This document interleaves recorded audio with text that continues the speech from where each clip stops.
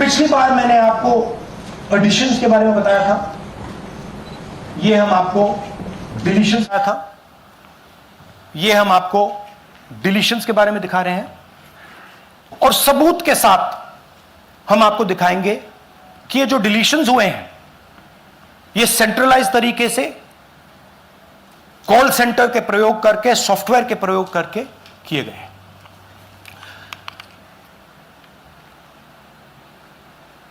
हमारे पास इस प्रेजेंटेशन में जो मैंने आपको अभी दिखाया 100% सबूत है, प्रूफ है कि ज्ञानेश कुमार जी हिंदुस्तान के चीफ इलेक्शन कमिश्नर वोट चोरों की रक्षा कर रहे हैं और यह मैं आपको अभी दिखाने जा रहा हूं। हर इलेक्शन में हमें रिपोर्ट आती थी कि वोटर्स डिलीट हो रहे हैं, कांग्रेस वोटर्स डिलीट हो रहे हैं, ऑपोजिशन के वोटर्स डिलीट हो रहे हैं, दलित वोटर्स डिलीट हो रहे हैं, आदिवासी हो रहे हैं, माइनॉरिटी वोटर्स डिलीट हो रहे हैं, ओबीसी वोटर्स डिलीट हो रहे हैं। मगर जब डिलीट होते हैं ऑपोजिशन के ही होते हैं। कर्नाटक में आलंद कंस्टिट्यूएंसी है, यहां पे चोरी पकड़ ली, कोइंसिडेंस से पकड़ी। वहां की जो बीएलओ थी उसने देखा कि उसके रिश्तेदार को डिलीट कर दिया गया था। जैसे चोरी पकड़ी जाती है, कोई छोटी सी गलती हो जाती है, हाथ आ जाती है। आलंद में 6018 वोटर्स डिलीट हुए, उसमें से इनकी रिश्तेदार थे। उन्होंने पता लगाया कि मेरे रिश्तेदार को डिलीट किसने किया। पता लगा कि पड़ोसी ने रिश्तेदार को डिलीट किया। बीएलओ ने जाके पड़ोसी से पूछा कि भाई आपने मेरे रिश्तेदार को क्यों डिलीट किया। पड़ोसी ने कहा मैंने तो नहीं किया। बीएलओ सस्पिशियस हो गई, शक पड़ा, उसने प्रोसेस चालू कर दी।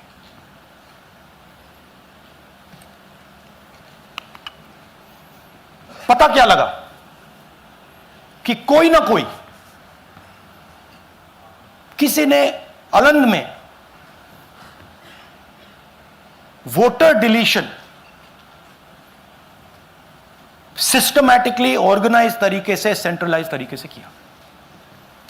हमें यह नहीं मालूम कि आलंद में कितने वोटर डिलीट हुए, क्योंकि इससे बहुत ज्यादा हो सकते हैं। 6000, तकरीबन 6000 पकड़े गए, उस पर इन्वेस्टिगेशन हो गया।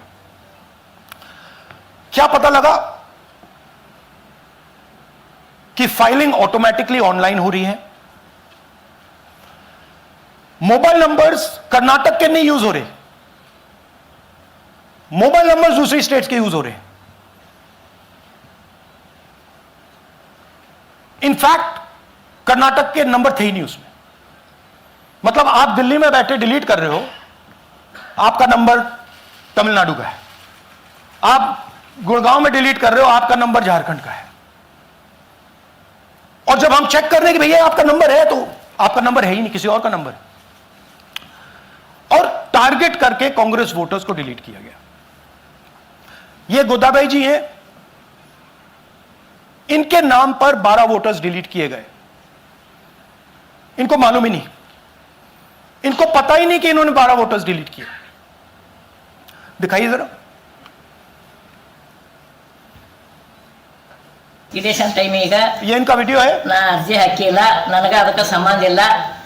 ಅದು ಯಾರು ಹೊಟ್ಟಿ ಕಿಚ್ಚಿಗೆ ಯಾರು ಏನ ಹಾಕ್ಯಾರ ಅನ್ನೋದು ನನಗೆ ಗೊತ್ತಾಗಿಲ್ಲ। तो इनको आइडिया नहीं है कि इन्होंने वोटर्स डिलीट कर दिए।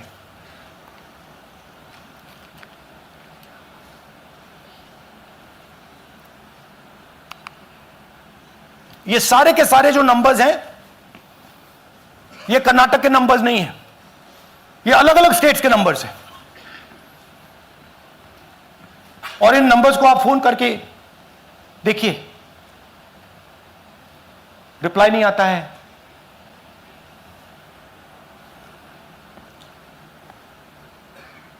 तो सवाल यह है कि किसके नंबर्स हैं, ये किसने ऑपरेट किए, जब इन्होंने ऑपरेट किए ये कहां थे, आईपी एड्रेस क्या था, ओटीपी कैसे जनरेट हुआ, कहां गया, यह सवाल है।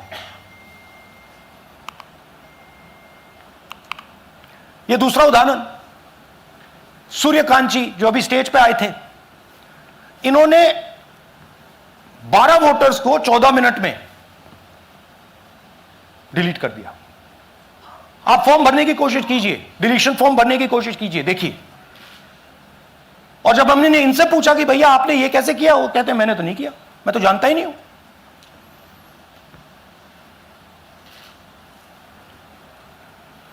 बबीता चौधरी जी का इन्होंने एक नाम डिलीट किया, यहां खड़ी हैं बबीता जी, यहां हैं, सूर्यकांत जी यहां हैं, आ जाइए जरा स्टेज पे, 1 सेकंड आ जाइए। ये दोनों खड़े हैं यहां पे, सूर्यकांत जी, बबीता जी। इनको मालूम ही नहीं कि इन्होंने डिलीट किया। Thank you. नागराज जी, इन्होंने 2 एप्लीकेशन 36 सेकंड में फाइल कर दी है। और मजे की बात देखिए, ये 4 बजे सुबह उठ के फाइल कर रहे हैं। पता नहीं क्या हुआ, 4 बजे सुबह कहा कि भैया मैं 2 वोटर को डिलीट करूंगा, और कितने 36 सेकंड में डिलीट कर दिए, फिर सो गए।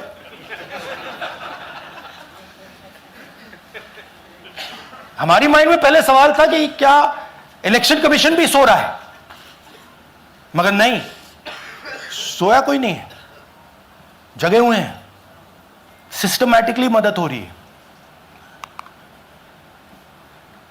यह देखिए दूसरी बात, जो भी डिलीट कर रहा है वोटर लिस्ट में उसका सीरियल नंबर 1 है। मतलब जो भी वोटर लिस्ट में पहले नंबर पे आता है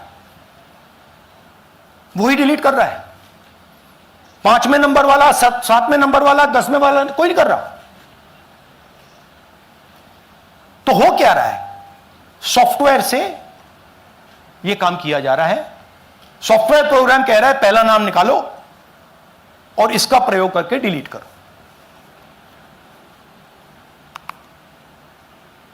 टारगेटेड डिलीशंस हो रहे हैं।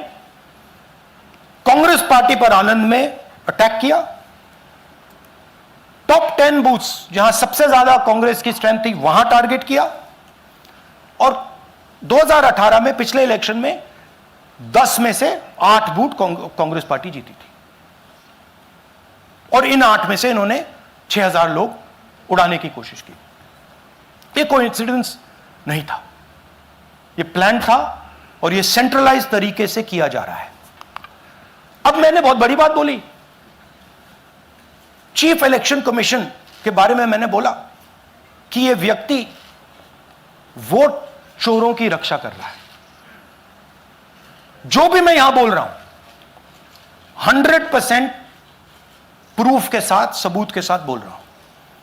और मैं अभी आपको दिखाना चाहता हूं कि मैं यह शब्द क्यों बोल रहा हूं और किस बेसिस पे बोल रहा हूं। आपको अपनी आंखों से यह दिखेगा। कर्नाटका सीआईडी ने केस चालू किया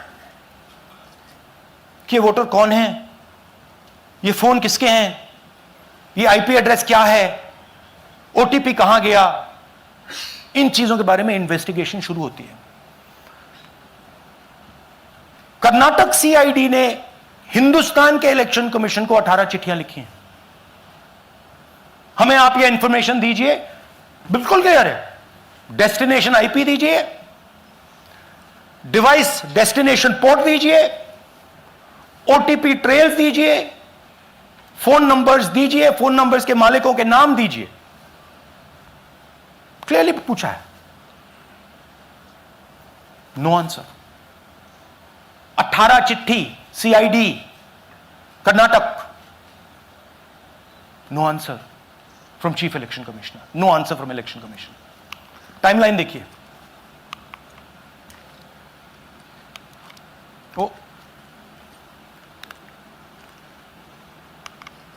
ओके, फरवरी 23 में इन्वेस्टिगेशन शुरू होती है।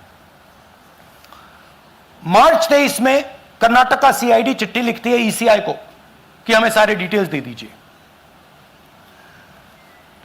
अगस्त में इनकंप्लीट डिटेल्स दी जाती हैं, जिससे कोई इन्वेस्टिगेशन आगे नहीं बढ़ेगा। जिन चीजों की जरूरत थी वो नहीं दी, जिसकी जरूरत नहीं थी वो सारी दे दी।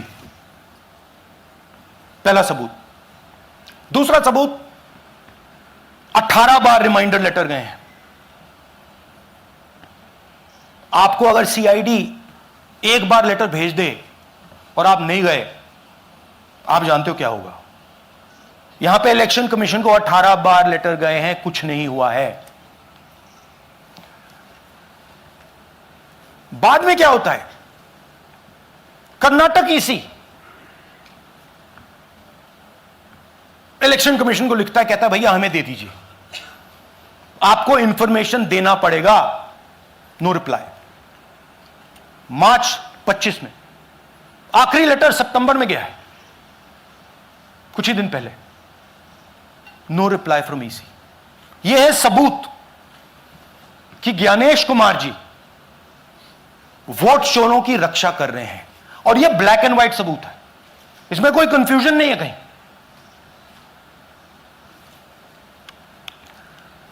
तो सवाल उठता है, यह है कौन जो सेंट्रलाइज तरीके से कॉल सेंटर के प्रयोग से, सॉफ्टवेयर से अलग अलग प्रदेशों में वोट डिलीट कर रहे हैं, ऐड कर रहे हैं। इलेक्शन कमीशन जानता है, ज्ञानेश कुमार जी जानते हैं। अच्छा, ये सिर्फ आनंद में नहीं हुआ, ये अलग अलग कंस्टिट्यूएंसीज में हुआ है। आनंद में लीगल प्रोसेस चालू हो गई, पकड़ लिया। यहां महाराष्ट्र में उसी मोडस ऑपरेंडी से, उसी सिस्टम से यहां पे वोट ऐड हुए हैं। आनंद में डिलीट, रजौरा में एडिशन। 6850। आपको याद होगा पिछले प्रेजेंटेशन में मैंने आपको नाम दिखाए थे, ये देखिए वही नाम यहां है। वही सिस्टम महाराष्ट्र में चल रहा है जो कर्नाटक में चल रहा था। नाम वैसे ही है, जेडब्ल्यू जेडब्ल्यू जेडब्ल्यू, पता वैसा है, जेडब्ल्यू जेडब्ल्यू, नाम यू ऐसे किसी ने टाइप करके लगा दिया। तो जो ये काम कर रहा है, ये उत्तर प्रदेश में, हरियाणा में, बिहार में, कर्नाटक में, महाराष्ट्र में वही कर रहा है।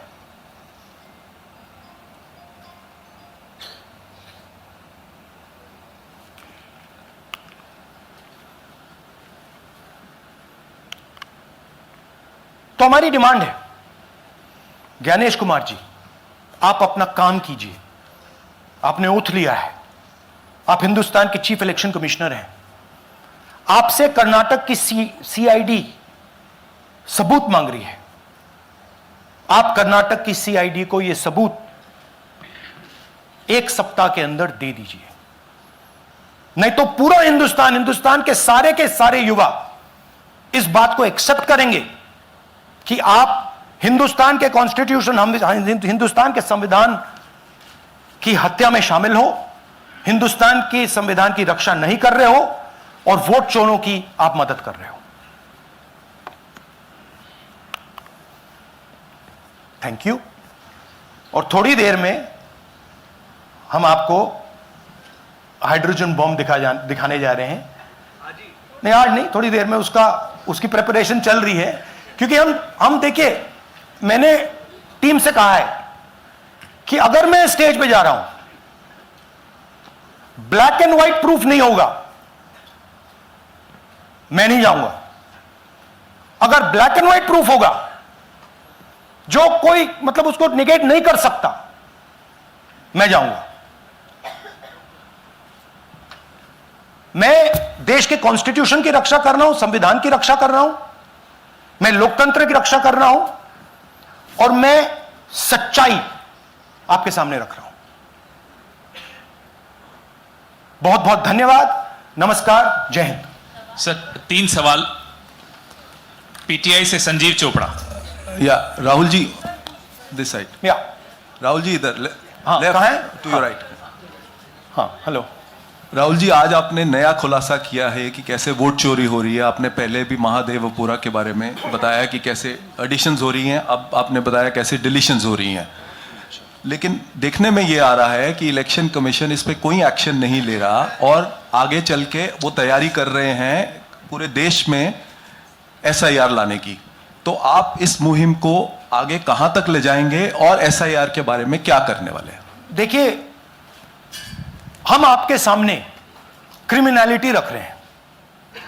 हमारा काम आपके सामने सच्चाई रखने का है और हम रख रहे हैं। हिंदुस्तान में दूसरे इंस्टीट्यूशंस भी हैं, सिर्फ इलेक्शन कमीशन नहीं है, लीगल सिस्टम है, उनको भी इन चीजों को देखना चाहिए। यहां पे हम चीफ इलेक्शन कमिश्नर के बारे में ब्लैक एंड व्हाइट कह रहे हैं। आपने कहा कि हमने एडिशन डिलीशन दिखाया, पहले प्रेजेंटेशन में मैंने एडिशन दिखाया था, अब हमने डिलीशन दिखाया है, मगर हमने एक और चीज जोड़ दी है। एडिशन और डिलीशन का सिस्टम, उसका स्ट्रक्चर, उसका तरीका, और हमने यह दिखाया है कि जो डिलीट कर रहा है, जो ऐड कर रहा है, महाराष्ट्र में, कर्नाटक में, यूपी में, वो एक ही आदमी है, एक ही फोर्स है। हमने आपको वो एड्रेसेस दिखाए। Same system is being used in Maharashtra, is being used in Karnataka, is being used in Uttar Pradesh, is being used in Haryana. Same people are doing it. से Siddharth, ANI। Sir, this side, sir. हाँ Sir, on your left, sir. हाँ On your left. This side, sir, on your left. Sir, मेरा आपसे सवाल ये है कि जब आप कह रहे हैं कि ज्ञानेश कुमार जो चीफ इलेक्शन कमिश्नर है, उन्हें पता है ये कौन कर रहा है, हाँ। और ये पॉलिटिकल फायदा जरूर किसी को हो रहा है। आप कह रहे हैं कांग्रेस के बूथ के ऊपर ही हाँ। सारे वोट्स डिलीट किए जा रहे हैं, तो वो कौन लोग आपके हिसाब से हैं जिनको ये फायदा पहुंच रहा है, पहला। और दूसरा ये, वो आपने एक देखिए, हफ्ते का हाँ, समय दिया sorry। है, जब आपने एक हफ्ते का समय दिया है, तो क्या एक हफ्ते बाद आप इसको आगे कैसे इनिशिएट करेंगे? क्या आप लोग कोर्ट का रास्ता अपनाएंगे या और कोई हायर एजेंसी से इस बात की डिमांड करेंगे? क्योंकि ये ऑर्गेनाइज्ड तरीके से क्राइम दिखाई दे रहा है जो आप बता रहे हैं, अगर आपकी बात के ऊपर जाएं। देखिए, फ्रैंकली ये जो मैं यहां कर रहा हूं, ये मेरा काम नहीं है। मेरा काम डेमोक्रेटिक सिस्टम में पार्टिसिपेट करने का है। मेरा काम डेमोक्रेटिक सिस्टम की रक्षा करने का नहीं है। वो काम हिंदुस्तान के इंस्टीट्यूशंस का है। वो काम वो नहीं कर रहे हैं, इसलिए मैं कर रहा हूं। अब मैं आपको यह कह सकता हूं कि हमने आपको 2 बार सबूत दिखाया है,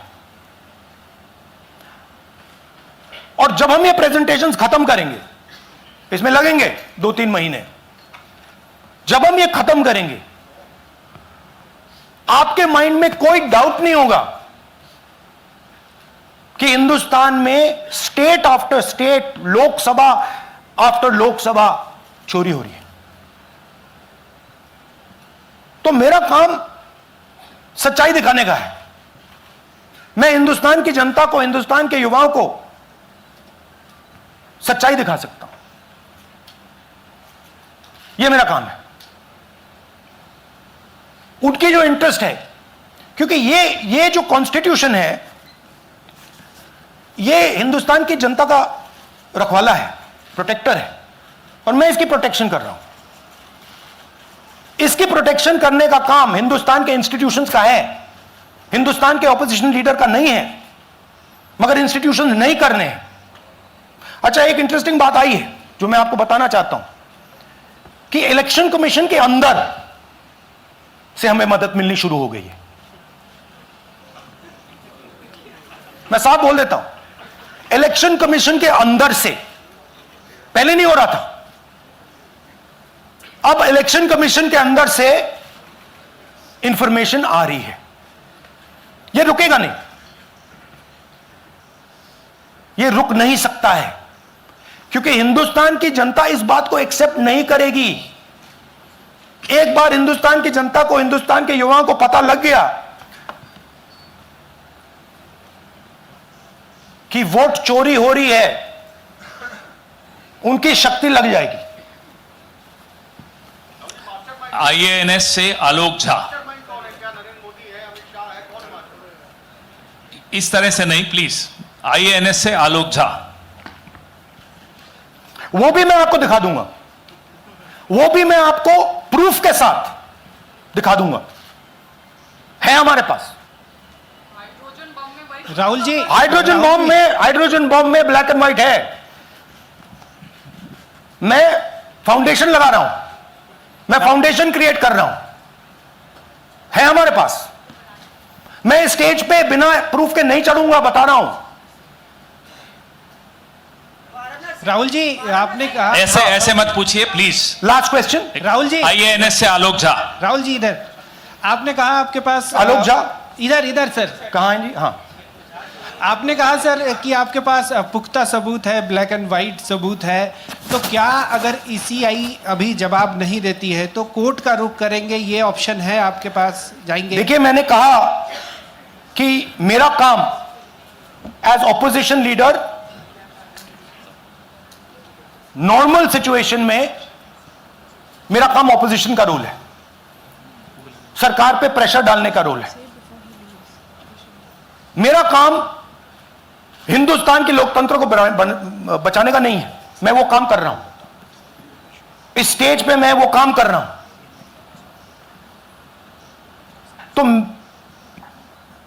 मेरी सोच है कि as a patriotic Indian, as somebody who loves India, who loves the constitution, it is my duty to put the truth in front of the people of India. अब अगर हिंदुस्तान के इंस्टीट्यूशंस कुछ करना चाहते हैं, वो करेंगे। उनमें भी बहुत लोग हैं, जैसे मैंने आपसे कहा, मैं सरप्राइज हो रहा हूं, इलेक्शन कमीशन से लोग आ रहे हैं, इंफॉर्मेशन दे रहे हैं और बढ़ रहा है वो। सर, क्या जब तक CEC ज्ञानेश कुमार अपने पद पर है, जैसा कि आप कह रहे हैं कि वो फ्री एंड फेयर इलेक्शन होने नहीं दे रहे, तो तब तक इलेक्शन का मतलब क्या रह जाएगा? क्या आप इनको हटाए जाने के लिए आएंगे, इस्तीफा देने के लिए? हाँ, तो आप इमेजिन कीजिए, और ये शॉकिंग बात ये है बस अब कि ये अभी शुरू नहीं हुआ, नो। ये 10-15 साल से चल रहा है। ये सिस्टम है, ये स्ट्रक्चर है। हिंदुस्तान की जो डेमोक्रेसी है वो हाईजैक हो गई है। I am shocked frankly. Democracy, brothers and sisters, democracy can only be saved by the people of India. Nobody else can save democracy.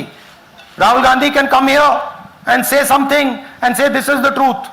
But the people of India, who I believe in, who I love, can do it.